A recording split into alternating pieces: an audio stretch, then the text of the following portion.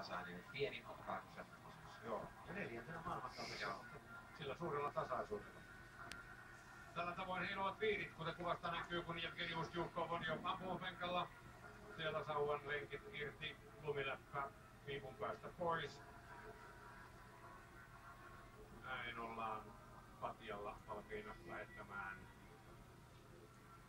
vähintään 5 laukausta kohti 50 metrin päässä olevia tauluja, joiden halkasi on siis makupaikallisen 4,5 senttiä.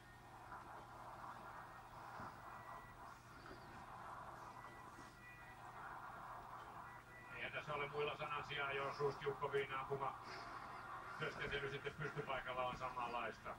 Sitten Benedikt Doll joutuu varapatruunan ainakin yhden käyttämään, joutuu toisenkin.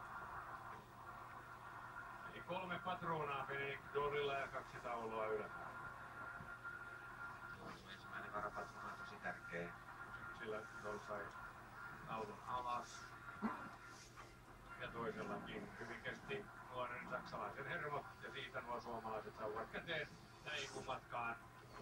Ja Ruotsi ja Tsekki ovat siinä seuraavana, Ukraina, Italia, Ranska, Slovakia ja Norja. Eli Tsekin Ondrej Moravets on nousemassa sieltä hiipien. Hyvin pudottaa muuten Tobias Arvidsson. Ajattelen, mies on maailmankapissa 90. Ja siinä vaan Arvidsson pudotti taulut, että menne tulleen.